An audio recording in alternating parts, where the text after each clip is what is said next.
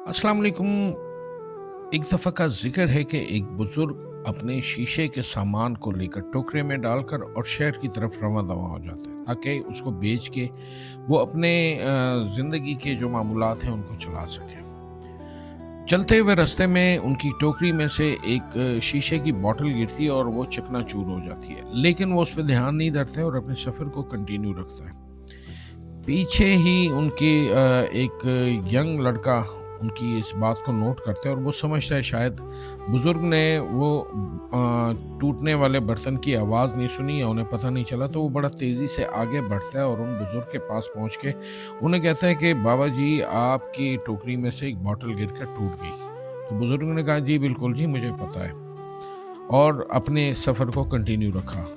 लड़का बहुत हैरान होता है और वो पूछता है बुजुर्ग से कि आप रुके नहीं, आपने देखा नहीं कि क्या चीज़ टूटी है? तो बुजुर्ग ने बड़े इत्मीनान से जवाब दिया कि बेटा, अगर मैं उस शीशे की बोतल के लिए रुक भी जाऊं, अगर मैं उसके लिए रुकूं और उसके लिए मुझे लाज़मी बात है बैठना पड़ेगा, उसको देखता रहूं, तो बोतल नहीं जुड़ेगी और हो सकता है कि उठते बैठते मैं मज़ीद एक आध बर्तन तुड़वा बैठूं, तो मेरा मज़ीद नुकसान हो जाएगा। और इस पछतावे में अगर मैं शहर में जाऊंगा अपने बर्तन बेचने के लिए, तो मैं बहुत सारा अपना टाइम भी वेस्ट कर चुका हूँगा। दूसरा, वो पशेमानी, वो परेशानी मेरे जहन में होगी, तो मैं अच्छे से परफॉर्म नहीं कर पाऊँगा। तो इस वजह से मैं बॉदर नहीं करता कि क्या टूटा, मेरा फोकस कुछ और है। मेरे पास जो बचे हुए बर्तन हैं, मैं उनको बचा के अपना टाइम भी बचाऊँ और अपनी सेल्स को भी इंक्रीज़ करूँ, अपने टारगेट्स पूरे करूँ।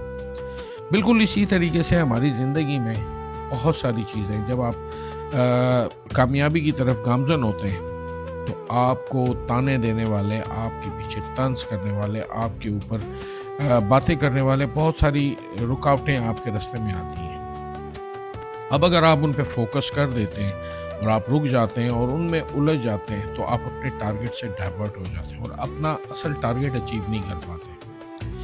इस तरह की मामूलात हमारी ज़िंदगी में आम है, तो इसलिए कभी भी अगर आपकी लाइफ में कोई आपके ऊपर तंज करता है, आपका मजाक उड़ाता है या आपके ऊपर बातें कसता है या आपके लिए बुरा भला कहता है, इग्नोर करें उनको। आपकी इग्नोरेंस की वजह से बहुत सारे रिश्ते भी बचेंगे और आप अपने टारगेट से डाइवर्ट नहीं होंगे। आप अपने टारगेट पे फोकस रहेंगे, आपकी कामयाबियाँ आपका इंतज़ार करेंगी और जल्द ही आप अपनी कामयाबियों की सीढ़ियों पर चढ़ते हुए नज़र आएंगे। तो हमेशा इस तरह की छोटी मोटी चपकलिशें, बातें, लोगों के ताने, लोगों की मज़ाह, लोगों का तंज, उसको इग्नोर करें, अपने काम पर फोकस करें, अपने टारगेट पे फोकस करें। इंशाल्लाह कामयाबी आपसे दूर नहीं, आपका इंतज़ार करेगी।